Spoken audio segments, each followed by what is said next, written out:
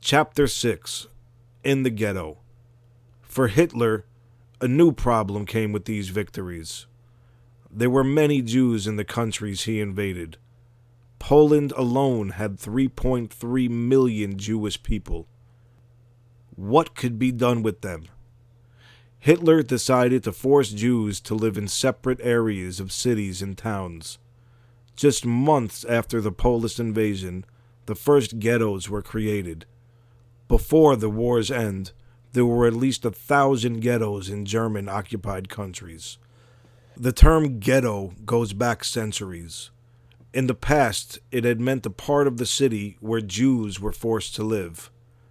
During the Third Reich, the ghettos set up by the Nazis were always in the poorest part of town and never large enough for all the Jews living in them.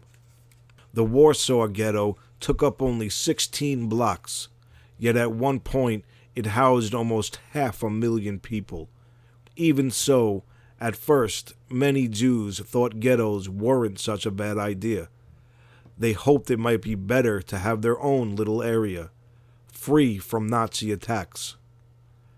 That proved not to be true. The first and biggest ghettos were in Poland, in Lodz and Warsaw. Ghettos were later set up across Eastern Europe. Thousands and thousands of Jews from across the Reich were sent to the larger ones. Some ghettos were small towns with roads closed off. Others were walled-in spaces in cities. Non-Jews had to move out. Jews had to move in. Jewish councils were selected for running the day-to-day business of the ghettos. The mayor of one town described families moving into the ghetto, trudging silently through the snow. He wrote that there was a vast crowd of wandering people. The aged were helped by children. There were women with infants in their arms. All had bundles, blankets, clothing, rags.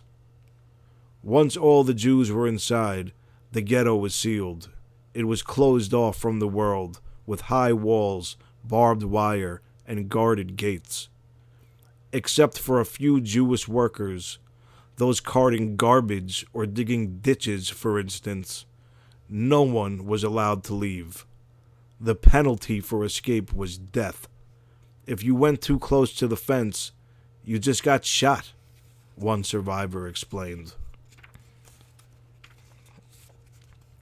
The Jews were cut off in other ways, too. Printing presses, radios, and telephones were taken away. They couldn't learn what was going on in the outside world, or tell anyone about their plight. In the beginning, many residents still had money and food. They tried to make ghetto life seem as normal as possible. For instance, cafes opened in the Warsaw Ghetto. Watchmakers and tailors set up shops. Children went to school. But as time went on, life got worse. There were Nazi-run factories in the Lodz and Warsaw ghettos where Jews were forced to make guns and uniforms for Hitler's troops. Schools were closed, so students had to meet in secret. If Nazi official appears, the boys and girls quickly hid their books. At any time, Nazis could come into the ghetto and seize the men right off the streets. They'd make them build roads or new concentration camps, and sometimes the men wouldn't come back. They ended up in the prison camps they helped build. Fuel and food became scarce.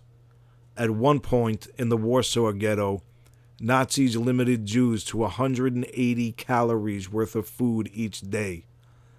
That's about the same number of calories in one bowl of cereal. Over time, more and more Jews were brought to the Warsaw Ghetto, from Berlin, from Vienna, from every corner of the Third Reich. With little heat, food, or running water, people began to die. By spring of 1941, between 5,000 and 6,000 people were dying each month in the Warsaw Ghetto. Carts collected bodies from the streets every morning. How could people hope to survive? Some planted vegetable gardens. Some smuggled in food. Small children could squeeze through cracks in the wall. Others would wait for the Nazi guards to turn away. Then they'd race through the gate to the outside world. There, they'd exchange money or goods for food. They'd hide the bread or potatoes in their clothes. When it seemed safe, they'd hurry back into the ghetto. Smuggling was a form of resistance. Resistance meant standing up to the Nazis, fighting back. Resistance groups sprang up in many ghettos.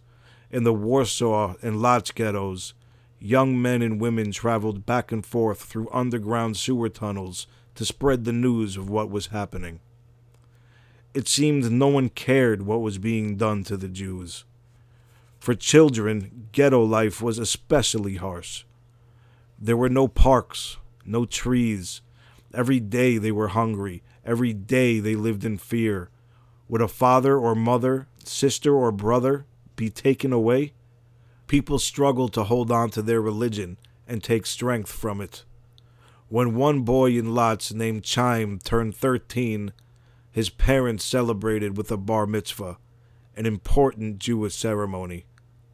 They gave him half a loaf of bread as a present. I couldn't even imagine for how long they saved it from themselves, he said later. He cried as he ate.